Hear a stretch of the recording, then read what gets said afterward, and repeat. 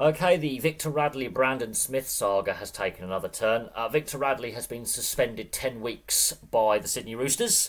He hasn't lost his contract, even though reports a few days ago suggested that the Roosters had told him to look at potential options outside of the club in the NRL or Super League.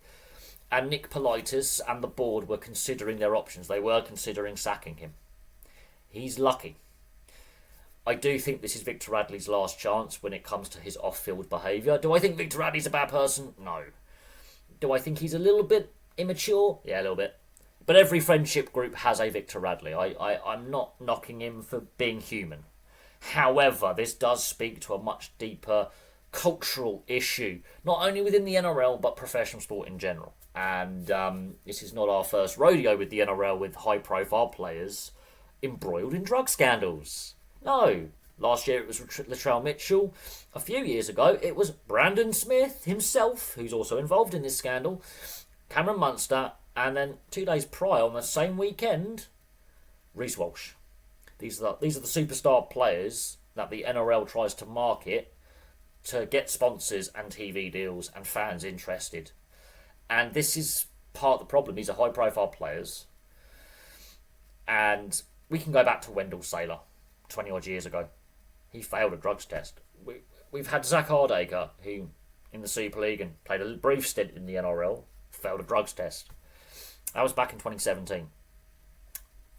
This is not a new problem. Recreational drug use within the NRL and professional sports in general is not a new problem. I could name off examples from the 70s, 80s and 90s, and people will go, but that was years ago. It's still happening now. I think, is it every player? No. Is it a sizable proportion of players within the NRL playing fraternity and Super League for that matter? Yes. I would say, let's say 20%, 30%. It could be 5%. It doesn't matter. That's still a large number of players that if rugby league, as a sport, was to test every single player, I would hazard a guess between 5 and about 35% of players would come back with a positive sample with recreational drugs, be it cocaine, cannabis, speed, MDMA, meth, weed, you name it. It will be barbiturates, tranquilizers, whatever recreational or prescription medication that they haven't declared in their system. I have no doubt that around a third of players would potentially fail that test. This is, I think, a problem.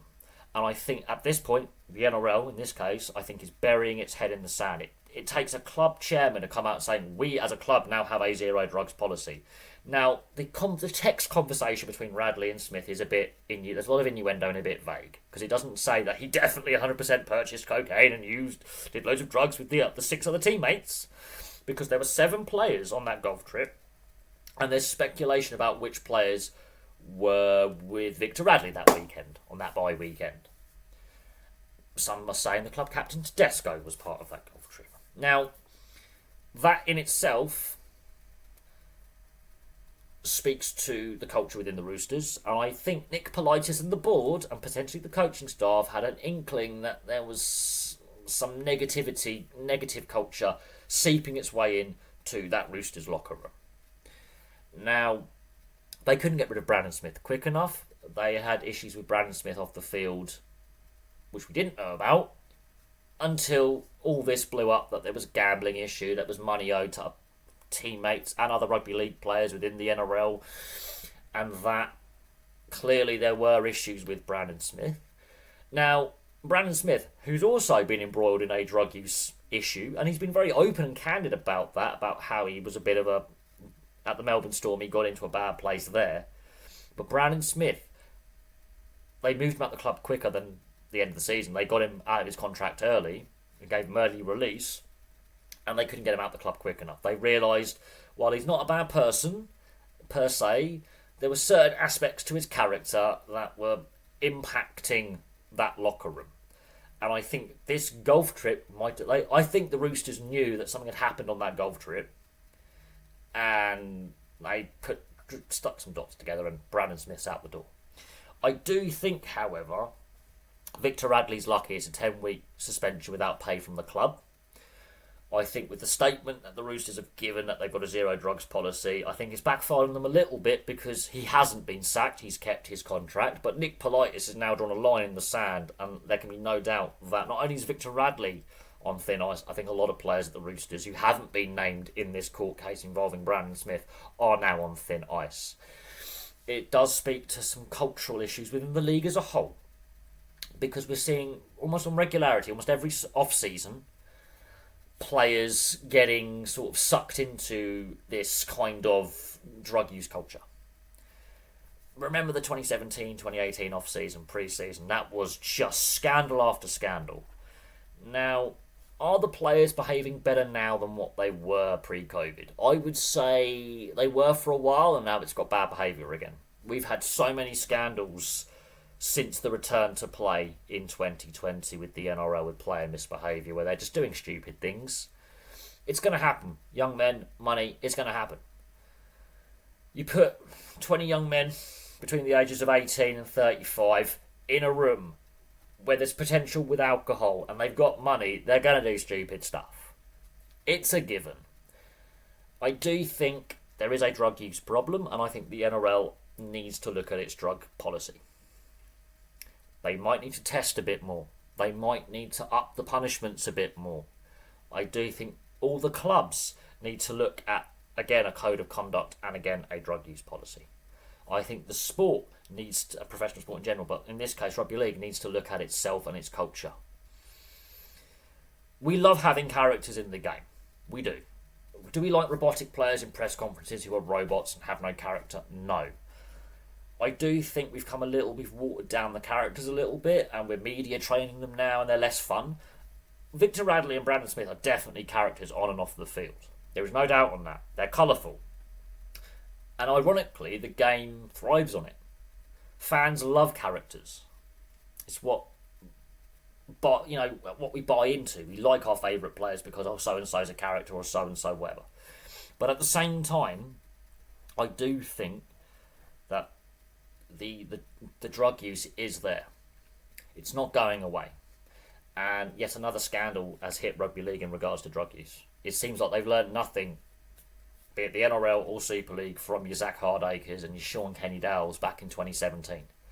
Fast forward 8 years, guess what? We are repeating the same stuff. It's only last year Latrell Mitchell, a few years before, Brandon Smith was involved in a drug scandal. He was caught on camera doing it, being a bit of a div with Cameron Munster. Reece Walsh, we are repeating. And because they're star players, they're not given lengthy bans because they're like the image of the game. But that hurts the image of the game, if that makes sense. So, look, I think Victor Radley's a lucky boy, but I do think the NRL needs to really have a long, and the clubs need to have a long, hard look in the mirror. And there needs to be some tough conversations had, because unfortunately this is going to keep happening. And yeah, society's got a drug use problem, we know that, but I think sport can be a good vehicle to sort of improve society a little bit. But at the same time, sports mirror society. And this is just what a lot of working class lads are doing at a weekend. They're getting on the beer, and they're getting on the drugs. It's a thing. And drug use is a problem. And unfortunately, in professional sport, they're high profile, and it just makes it public. But I think they are lucky. I think they're lucky to get paid what they do. And I think Victor Radley's a lucky boy that he still has a Roosters contract. And social media is already, digging into the Roosters and Nick Politis for only suspending him 10 weeks and not sacking him because of Nick Politis saying zero drugs policy. But we shall see what happens with Brandon Smith's court case, and if he's found guilty in 3 weeks' time, that really, I think he's in more trouble over the gambling, to be honest. But there we go. Thank you very much for watching. Place your thoughts on the situation in the comment section below. But it's, again, another scandal I think the NRL, rugby league and professional sport could really do without. But fortunately, it's another day. It's another rugby league scandal. The NRL has a habit of doing this. And look, next season there'll be another scandal. And the season after. There'll be other players misbehaving off the field for a variety of issues. And unless, as a sport and as a league, the league is going to get tougher with players who misbehave,